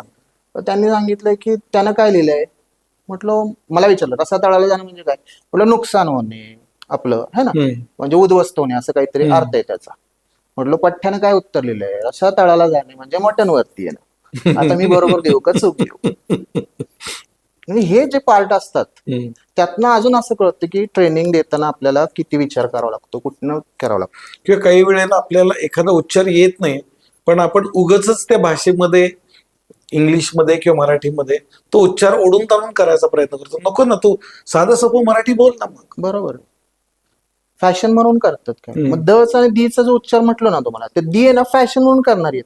तुम्हाला साताऱ्यात असे काहीतरी बोर्ड दिसतील ज्याच्या ठिकाणी दी लिहिलेलं आहे. तुम्ही जाऊन ऑब्झर्व करा, नाव नाही घेत मी, दी लिहिलेलं आहे आणि त्या बँकेचं नाव लिहिलेलं आहे. ते चुकीचं आहे, त्याला आपण काय करणार? आता आला विद्यार्थ्याचा प्रश्न, त्यानं काय तयारी करायला पाहिजे. तर त्यानं पहिल्यांदा बेसिक माझं इंटरव्ह्यू क्रॅक कसं करता येईल मला याच्यावर तयारी करायला. कारण इंटरव्ह्यू क्रॅक झाल्यानंतरच काय होणार आहे, त्याला जॉब मिळणार आहे. मी याच्यासाठी त्यांना इंटरव्ह्यू मध्ये, आता समजा मी माझ्यासमोर कॅन्डिडेट, मी इंटरव्ह्यू घेताना विचारतो प्रश्न, सगळ्यात क्रुशियल प्रश्न आणि महत्वाचा असतो. ऐकणाऱ्या सगळ्या स्टुडंटनी याच्याकडे थोडंसं लक्ष द्यावं असं माझी आता विनंती पण आहे त्यांना, की tell me about your self. हा प्रश्न सगळ्यांना विचारला जातो. इंटरव्ह्यू ही प्रोसेस स्वतःला एक्सप्रेस करण्याची असते, स्वतःची इन्फॉर्मेशन देण्याची नसते. हे विद्यार्थ्याला 15 वर्ष शिक्षणात कधीच त्या टीचरनी सांगितलेलं नसतं किंवा त्यानंही कधी हे अनुभवलेलं नसतं. मग तिथं तो सांगतो काय, माझं नाव गाव हे सगळं सांगतो. हे सांगायची गरज नसते. तुम्ही मला सांगा, तुम्ही इंटरव्ह्यूला गेला किंवा मी गेलो तर पहिल्यांदा माझा रिझ्यूम जातो ना, त्याच्या नाव गाव पत्ता सगळंच असतं. मग हेच पुन्हा सांगतोयस का त्यांना? नाही.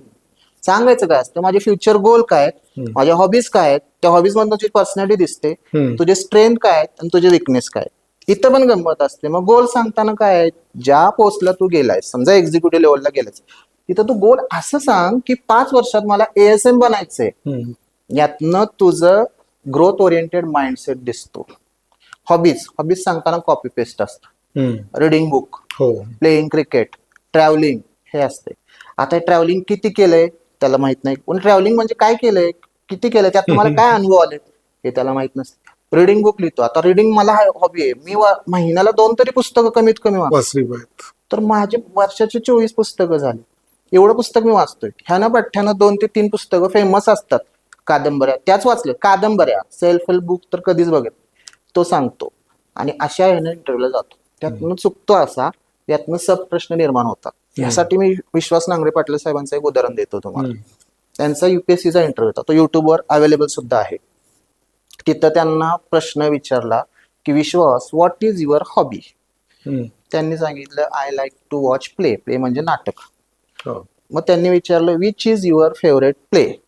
हम्म. मग त्यांनी सांगितलं बघा हॉबी सांगितली, पहिला प्रश्न हा आला, लगेच त्याच्यावर त्यांनी प्रश्न विचार, सब प्रश्न कसे तयार होतात. आणि जर खरोखर हॉबी नसेल तर चुकतं कसं बघा माणूस. हम्म. तर त्यांनी विचार which is your favourite play. त्यांनी सांगितलं घाशीराम कोतवाल. हम्म. मग त्यांनी विचारलं what is the quality of Ghashiram Kotwal. Hmm. त्यावेळेस त्यांना इंग्रजीमध्ये सांगताच येत नव्हतं हम्म. की ती क्वालिटी काय सांगावी. मग त्यांनी काय सांगितलं Ghashiram Kotwal was behind the woman person. Hmm. आता या बिहाइंड द वुमन पर्सनचा अर्थ एकदम वेगळा होतो. मग ते म्हटले व्हॉट आर यू सेइंग असं त्यांनी विचारलं. तिथं सुदैवानं त्यांच्या एक मराठी व्यक्तिमत्व होतं, त्यांनी सांगितलं की sir Vishwas wants to say Ghashiram Kotwal was womaniser person. म्हणजे तो स्त्रीलंपट व्यक्ती होता असं. हम्म. मग मला म्हणायचं की तुम्ही हॉबीज सांगताय ना ते खरोखर तर आहे त्या हिशोबाने सांगा, नाहीतर तुमच्या हॉबीजवरनं प्रश्न निर्माण होऊ शकतो आणि आणि तुमची फसू शकतो. आणि तुम्ही फसू शकता. तसं स्ट्रेंथ आणि विकनेस. स्ट्रेंथ म्हणजे सांगावीच लागते. स्ट्रेंथ तुमची काय ते बघा. मी व्यायाम करतो ही माझी स्ट्रेंथ आहे. सर मी 1-1.5 तास चांगला व्यायाम करू शकतो. मग व्यायाम करतो याचा अर्थ तुझी स्ट्रेंथ आहे आणि त्या स्ट्रेंथ मधनं तुझी मेंटल आणि फिजिकल ग्रोथ होणार आहे. हम्म. आता मी माझी स्ट्रेंथ कशी सांगतो थोडक्यात सांगतो. म्हणजे मी ज्यावेळेस करायचं sir I like to do any work in a given period of time. म्हणजे मला कुठलंही काम वेळेत पूर्ण करायला आवडतं. ही माझी काय स्ट्रेंथ मी सांगतो. आता विकनेस सांगताना विद्यार्थ्यांना वाटतं विकनेस म्हणजे काहीतरी सांगायचं, मी सॅड आहे, मला टेन्शन येतं असं सांगायचं नसतं. विकनेस अशी सांगायची की त्या कंपनीला पण ती स्ट्रेंथ वाटली पाहिजे, की थोडंसं तुमचं माइंड तुम्ही वापरलं पाहिजे. आता माझ्या स्ट्रेंथलाच मी विकनेस सांगतोय कसं. मी स्ट्रेंथ काय सांगितली I can do any work in a given period of time. आता मी विकनेस काय सांगतोय if I do not complete any work in given period of time then I feel nervous. आता तुम्ही ऑब्झर्वेशन करून सांगा की माझी विकनेस तुमच्यासाठी काय आहे, फायदा आहे का तोटा आहे. अशी स्ट्रेंथ आणि विकनेस असणारा माणूस त्या कंपनीसाठी ऍसेट आहे का लायबिलिटी. म्हणजे कंपनी काय विचार करते मी व्यक्ती हायर करतोय तर एक ऍसेट म्हणून करतोय, उगीच त्याला पगार नाही द्यायचा आहे, मला त्याच्याला जबाबदारी द्यायची, त्याच्यातनं मला आउटपुट पाहिजे. हे जे डेव्हलपमेंट आहे ते त्यानं त्या 15 वर्षात करायला पाहिजे. शेवटच्या 3 वर्षात किंवा 5 वर्षात तरी ते करायला पाहिजे. आणि हा प्रश्न त्यांना विचारला जातो. तर तो प्रश्नाची तयारी म्हणजे फक्त उत्तर नाही, खरोखर स्वतःला घडवणं.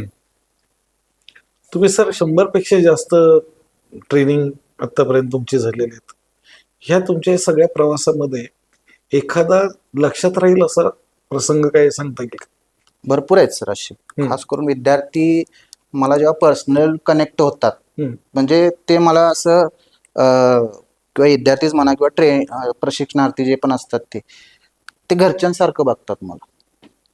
मग ते त्यांचे स्वतःचे काही पण विषय असतील ते शेअर करतात. हा आमच्यासाठी म्हणजे पैशापेक्षा मोठा विषय असतो. कारण असा विद्यार्थी आपल्याला जोडतोय आणि तो विचारतोय आणि त्याला मग ते हे होतंय आणि तो तयार होतो आणि कुठेतरी होतो. तो 2 प्रसंग मला खूप छान सांगायचे वाटतात. मी एका चांगल्या महाविद्यालयात सेशन घेत होतो. तिथं टीचर्स पण सगळे म्हणजे प्राध्यापक आणि प्राध्यापिका बसलेल्या होत्या आणि त्या प्राध्यापिका पण तिथं कमीत कमी त्यांचा 20 वर्षांचा अनुभव होता अशा बसलेल्या होत्या. त्यांनी सेशन ऐकलं आणि फीडबॅक द्यायचा असतो सगळ्यांना. त्यांनी फीडबॅक स्टेजवर येऊन दिला की सर तुमचं सेशन जर मी 10 वर्ष अगोदर किंवा 20 वर्ष अगोदर माझ्या जीवनात जर ऐकलं असतं तर मी आज ज्या ठिकाणी, त्या यशस्वीच होत्या माझ्या दृष्टीने, मी आज ज्या ठिकाणी त्यापेक्षा दुप्पट तिप्पट यश अजून मिळवलं असतं. ग्रेट. ते माझ्यासाठी खूप मोठं रिवॉर्ड होतं. आता जसं मी पण एक बिझनेस चालू केला तसा एक विद्यार्थी होता, तो फार्मा सेक्टरमध्ये काम करत होता. तर त्याला पण बिझनेस करायचा होता आणि लग्न झालेलं होतं. आता लग्न झाल्यानंतर त्याचा एक 7-8 वर्षाचा अनुभव किंवा 10 वर्षाचा होता तो आणि त्यातनं त्याला हे करायचं.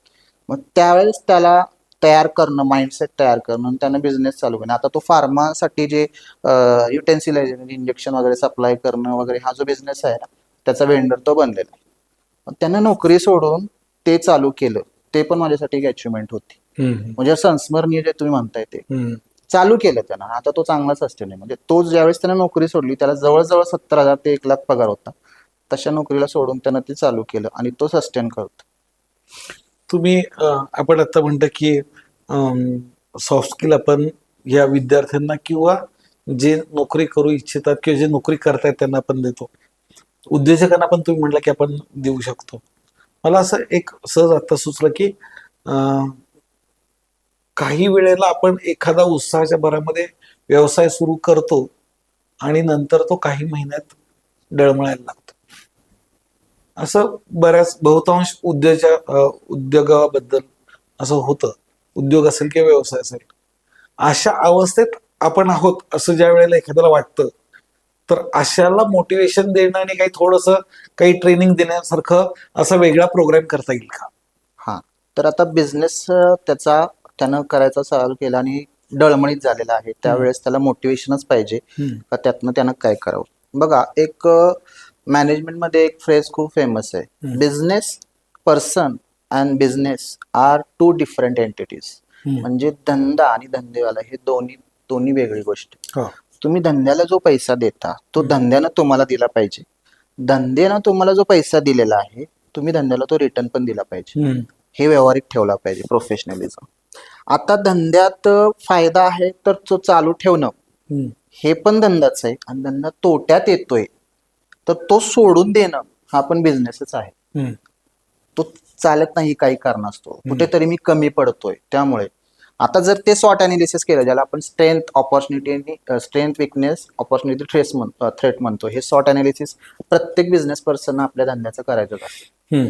आणि त्याच्यामध्ये ऑपॉर्च्युनिटी आणि थ्रेट्स म्हणजे माझ्या बिझनेसला संधी किती आहेत आणि माझ्या बिझनेसला धोके किती आहेत हे त्यांना अभ्यास करायचाच असतो. आणि त्या अनुषंगाने त्याच्यावर त्यांना नेहमी अभ्यास करून पुढे चालायचं असतं. कारण तो एंटरप्रेनर आहे, तो काही नोकरीवाला नाहीये. बसल्यानंतर नुसतं टाईप करणं किंवा टेलिकॉलिंगच करत बसणं हे माइंड नाही. चौफेर ठिकाणी त्यांना विचार करूनच तो काम करायचा असतो. अशा वेळेस हे सॉट अनालिसिस करणं गरजेचं आहे. आणि धंदा तोट्यात असेल तर सोडणं सुद्धा एक बिझनेस आहे, हे त्यांना लक्षात ठेवावं. त्याला गिव्हअप नाही म्हणत आपण, सोडायला पाहिजे.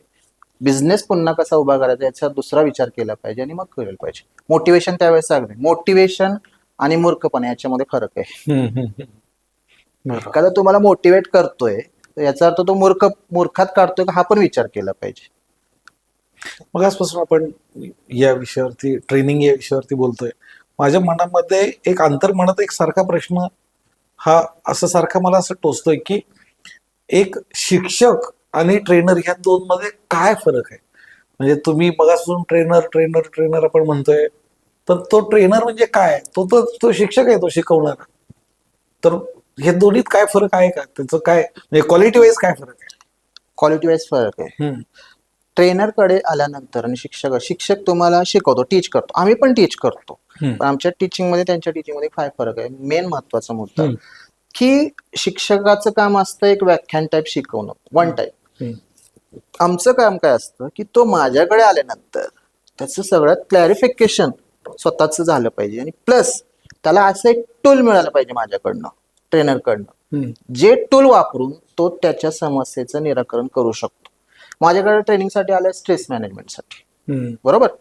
तर स्ट्रेस मॅनेजमेंटसाठी मी त्याला शिकवणार, सगळं माहिती देणार आहे, उदाहरणं देणार आहे, एंगेज ठेवणार आहे. प्लस मी त्याला असं लाईफ टाईम टूल देणार आहे की ज्या वेळेस तुला स्ट्रेस येईल तू हे टूल वापरायला.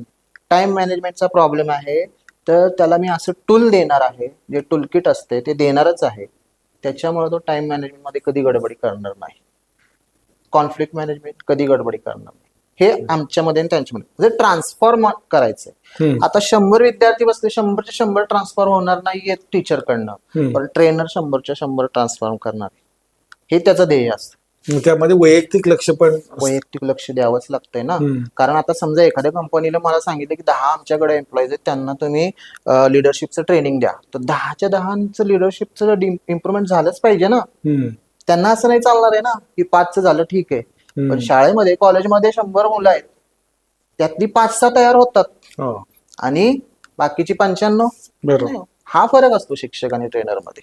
सर, आता या डिजिटल युगामध्ये जुळून घेताना स्वतःचं ऍप आणि वेबसाईट विकसित केली आहे तुम्ही. प्रशिक्षणाच्या क्षेत्रामध्ये या तंत्रज्ञानाचा तुम्हाला किती आणि कसा उपयोग होतो?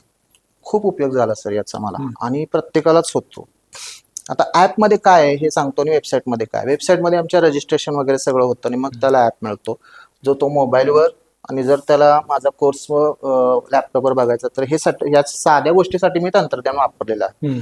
पण आज डिजिटल तंत्रज्ञान याच्यासाठी वापरायचंय की जुबेर शेख ही व्यक्ती जेबीजे एज्युकेशनच्या द्वारे हम्म, एक ट्रेनिंगचा व्यवसाय करते कुणाला माहिती आहे? हम्म. आणि माहित कसं पडणार आहे? हो, हे फक्त मी माझ्या काय शुक्रवार पेठेतल्या फक्त ऑफिसमध्ये पेटेपुरतं. माहित पडणार. हम्म, आज माझा स्टुडंट महाराष्ट्रातल्या प्रत्येक जिल्ह्यात आहे. हम्म, प्रत्येक जिल्ह्यात 5, 2, 3, 6, 10, काही जिल्ह्यात 20 असे स्टुडंट आहेत. हे का शक्य झालं? हम्म, हे फक्त तिथं बोर्ड लावून शक्य नाही झालं. हम्म, तिथं कुणीतरी येता जाता बघतं, त्याला सॉफ्ट स्किल ट्रेनिंग अजून कळणं पण भाग वेगळा आहे. हम्म, पण हे कळलं आणि ज्यांना नीड आहे ते माझ्याकडे कसे पोचले? हम्म. त्या डिजिटल तंत्रज्ञानाचा वापर केल्यामुळे पोचले. बरं. म्हणून डिजिटल तंत्रज्ञानाची जोड मला तर वाटतं प्रत्येक बिझनेस पर्सनला द्यावीच लागणार आहे आणि द्यावी लागणार आहे. त्यामुळे मी पण त्याच्यातून वाचणार नाही. असा व्यवसायच नाहीये की त्याला डिजिटल न वापरता, नाही. म्हणजे अगदी भाजी विकणार सुद्धा शेवटी तो पेमेंट केला डिजिटलच वापरतोय. डिजिटलच वापरतोय. काही भाजीवाले वेगळी ऍड पण करतात, हो. आता ऑनलाईन पण करतायत, ऑनलाईन पण करतात. असं पण आहे. हम्म. आता ते सगळ्याच गोष्टीला तुम्ही डिजिटलाइज केल्याशिवाय तुमचा व्यवसाय वाढण्यासाठी उपयोगच म्हणजे गत्यंतरच नाहीये.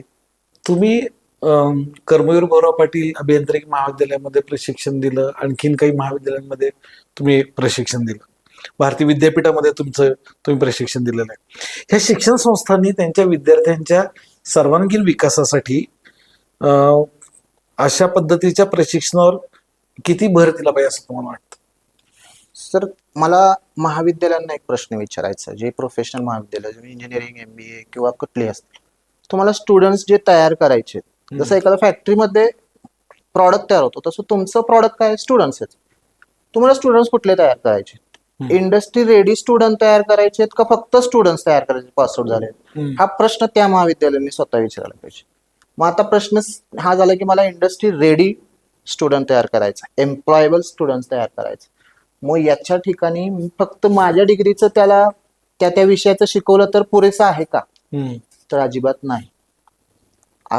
पहिल्यांदाच आपण चर्चा केली की सॉफ्ट स्किल आपल्याला 85% कॉन्ट्रीब्युट करतं सक्सेसमध्ये, आणि आपलं फॉर्मल एज्युकेशन 15%च कॉन्ट्रीब्युट करतं, आणि 15% सगळ्या महाविद्यालयांचं भर आहे. आता सुदैवानं महाविद्यालय आपलं वेगळं बजेट ट्रेनिंगसाठी ठेवू लागलेत प्लेसमेंट सेलच्या द्वारे. असे प्रशिक्षक वगैरे बोलवून, आम्हाला वगैरे बोलवून जे विद्यार्थी एम्प्लॉयबल बनवण्यासाठी पाहिजे ते करतात. काही वेळा गेस्ट लेक्चर ठेवतात, पण गेस्ट लेक्चर पुरेसं नसतं. काही महाविद्यालय वर्कशॉप ठेवतात, म्हणजे एक्स्ट्रा पेमेंट देऊन ते आम्हाला बोलवतात. तर हे महाविद्यालयांनी करायलाच पाहिजे वेगळं बजेट ठेवून. जसं कंपन्या करतात ट्रेनिंगसाठी वेगळं बजेट ठेवून, तसं त्यांनी केलंच पाहिजे. तुम्ही त्या विद्यार्थ्याचं सॉफ्ट स्किल डेव्हलपमेंटकडे लक्ष नाही दिलं तर तो इंडस्ट्री रेडी होणारच नाहीये. आणि सगळ्यात महत्वाचं क्रुशियल पॉईंट इंटरव्ह्यू येणार आहे, तिथनच कळणार आहे त्याला. म्हणजे तुम्हाला असं म्हणायचं की विद्यापीठाच्या अभ्यासक्रमाच्या कक्षेबाहेर जाऊन महाविद्यालयांनी आता या पद्धतीचं, कारण ते जर त्यांच्या अभ्यासक्रमात नाही तर ते अभ्यासक्रमात नाही, आमच्या काही गरज नाही. आता अभ्यासक्रमाच्या कक्षेत पण आहे काही विद्यापीठांनी सॉफ्ट स्किल ट्रेनिंग हे त्यांच्या अभ्यासक्रमात ठेवलंय, पण ते पण थेरॉटिकल आहे हो सर, प्रॅक्टिकल नाहीये. म्हणजे त्याला पण काय झालं माहितीये का, एक असं रूप यायला लागलंय की ते वाचायचं, पेपर द्यायचा आणि पासआउट व्हायचं. सॉफ्ट स्किल म्हणजे काय की कुठेतरी बोलण्याचा भाग नाहीये, वागण्याचा भाग आहे ना. मग तशी सिच्युएशन तुम्ही निर्माण विद्यापीठात कुठनं करणार आहे हे बघा. तुम्ही कुठे पेपर प्रेझेंटेशनच घ्या त्यांचे, ग्रुप डिस्कशन घ्या त्यांचे. असं प्रॅक्टिकल अप्रोच पाहिजे सॉफ्ट स्किलला, थेरॉटिकल नाही.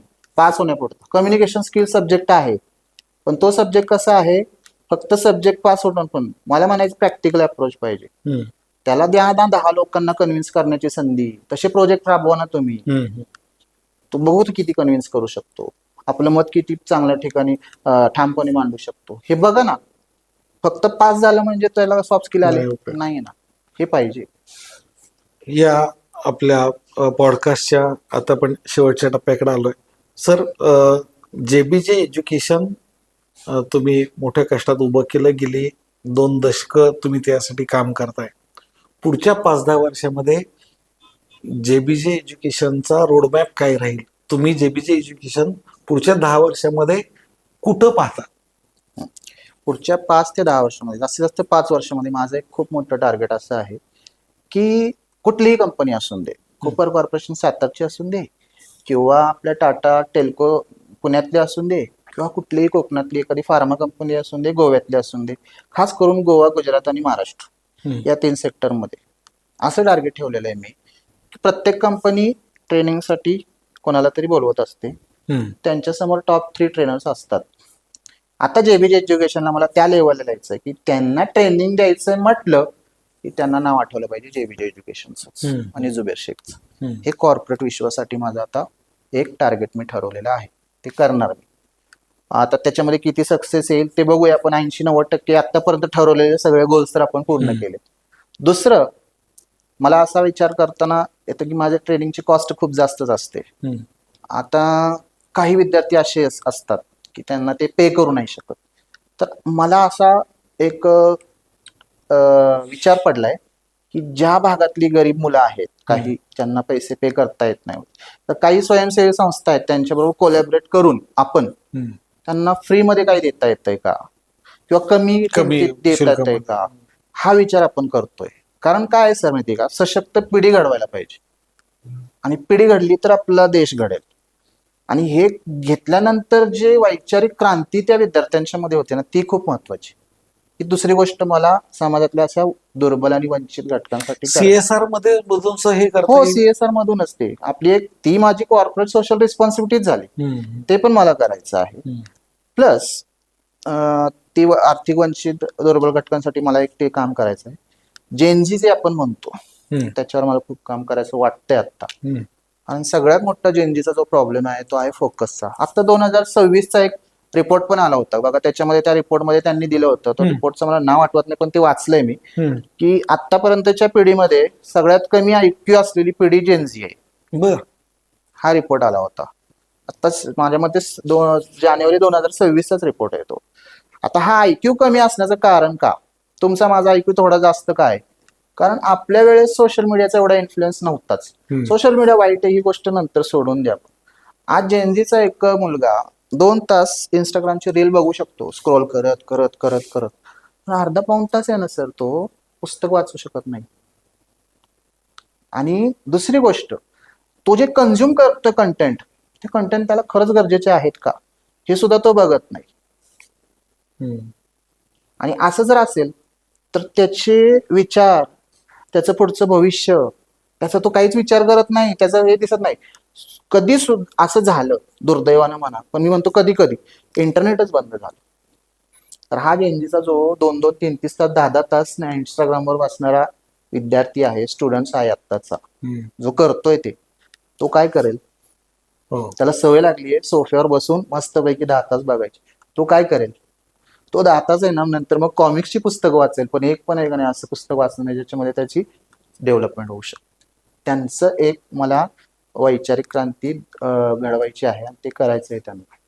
तुम्ही आता हा जेनझीचा विषय काढला म्हणून महाविद्यालयांमध्ये लेक्चर बंक करणाऱ्या मुलांची संख्या मोठी आहे. मुलांची, मुलींची, सगळ्यांचीच. मला असं जेंडर बायस नाहीये मला म्हणायचं, सगळ्यांचीच. कारण विचारलं तर एक कारण हे येतं की एका प्राध्यापकाला 1.25 तास 1.5 तास कुणी ऐका, म्हणजे 1.5 तास नाही सहन करू शकत आम्ही त्याला. तर तो हा सोशल मीडियाचा परिणाम आहे का, की बुवा नाही मला 1.5 मिनिटात माझा रील संपला पाहिजे, मी 1 तासाची शॉर्ट फिल्म किंवा तुम्ही थोडासा मोठा पिक्चर बघायचा म्हणला तर तो 1 तास कोण बघतोय? नाही बघा, तो परिणाम आहे का काय, की कॉलेजला आम्हाला 1.25 तास 1.5 तास लेक्चर एकाच विषयावरती ते 1.5 तास बोलणार आहे. नक्कीच हो, हा परिणाम त्या याचाच आहे असं मला तर वाटतंय. प्लस संगतीचा पण परिणाम असतो. म्हणजे मला तर माझ्या मुलीनं असं सांगितलं की बाबा तुझी ओळख आहे तर तू प्राचार्यांना जाऊन भेट आणि सांग की लेक्चर ची संख्या वाढू द्यात, पण त्याचं जे ड्युरेशन आहे ना ते कमी करा. ते कमी करा. तर तो प्रॉब्लेम मला तिथं पण जाणवायला लागलाय. नक्कीच सर, हा प्रॉब्लेम येतोयच, कारण त्याचा परिणाम सोशल मीडियाचाच आहे ना. तुम्ही कन्झ्युम करताय ना ते, आणि कन्झ्युम करताय म्हटलं तुमचा माइंडसेट तसाच बनणार आहे. हा मुद्दा आहेच.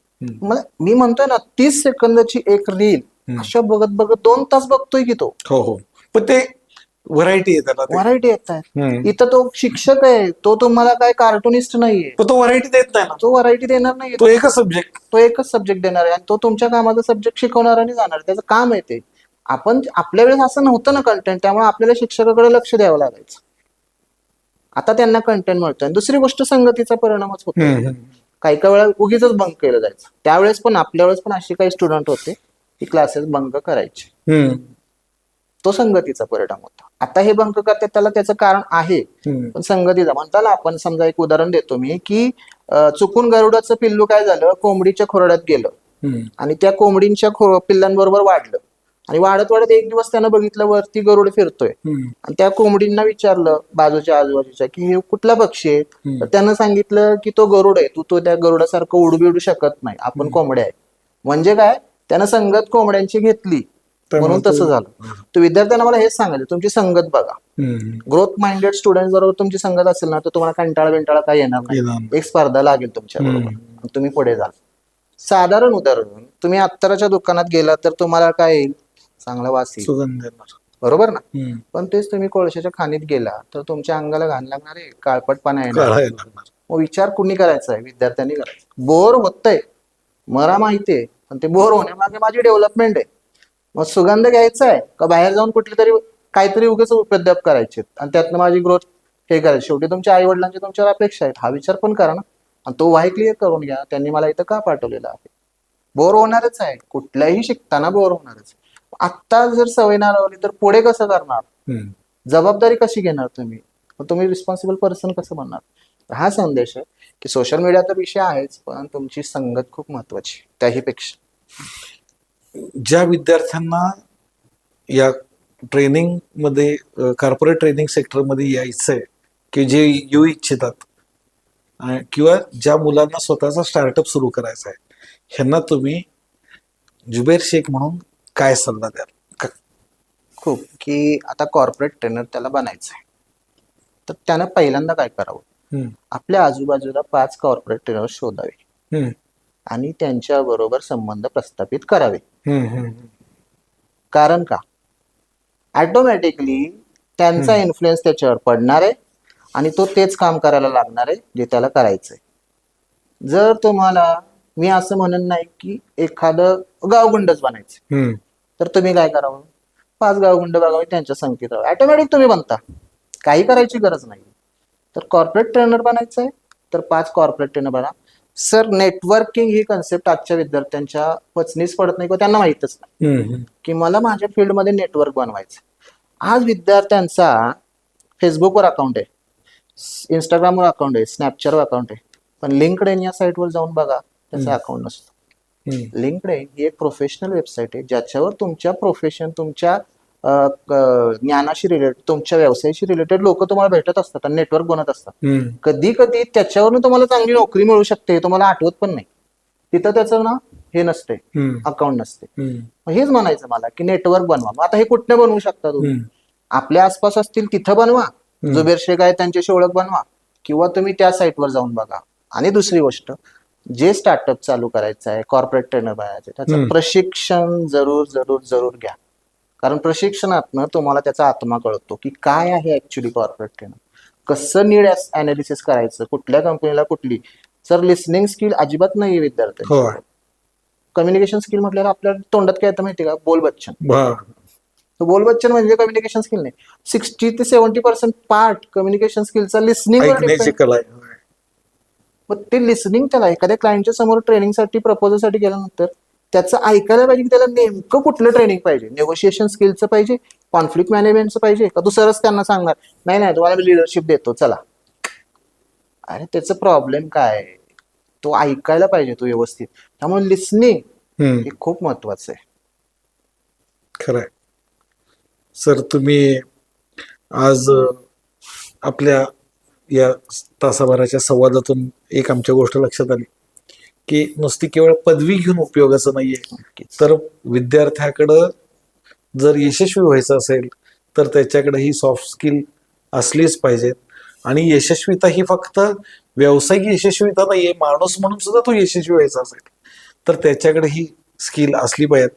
आणि तुम्ही तुमच्या जेबी एज्युकेशनच्या माध्यमातून जे काही शैक्षणिक क्षेत्रामध्ये योगदान देतात, खरंच कौतुकास्पद आहे.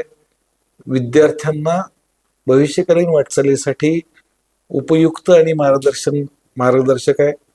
तुम्ही तुमचा वेळात वेळ काढून, बहुमूल्य वेळ काढून तुम्ही इथं आला आणि तुमच्या 20 वर्षांच्या अनुभवाचा सार आमच्या श्रोत्यांना ऐकायची संधी दिली, त्याबद्दल तुमचे खूप खूप आभार आहे. आपले पण सर खूप धन्यवाद. आपण मला एक्सप्रेस होण्याची या ठिकाणी संधी दिली. आवडलं मला असं की तुमच्याशी कनेक्ट होतोय मी. आपली ओळख तर आहेच, पण एक तुमच्याद्वारे मी आता प्रेक्षकांच्या समोर, ऑडियन्स समोर येतोय, हे पण माझ्यासाठी खूप चांगलं हे आहे आणि आमच्या JBJ एज्युकेशनसाठी अभिमानास्पद गोष्ट आहे. येस, आणि पुढच्या तुमच्या वाटचालीसाठी सुद्धा माझ्याकडनं खूप शुभेच्छा तुम्हाला. थँक्यू. बेकीज बेकरी आपला हा एपिसोड प्रायोजित केलेला आहे. अच्छा. त्यांच्याकडून तुम्हाला एक छोटीशी भेट आहे. थँक्यू. पाटील पाटील घेऊन आला पाटीलकी ही पाटीलकी.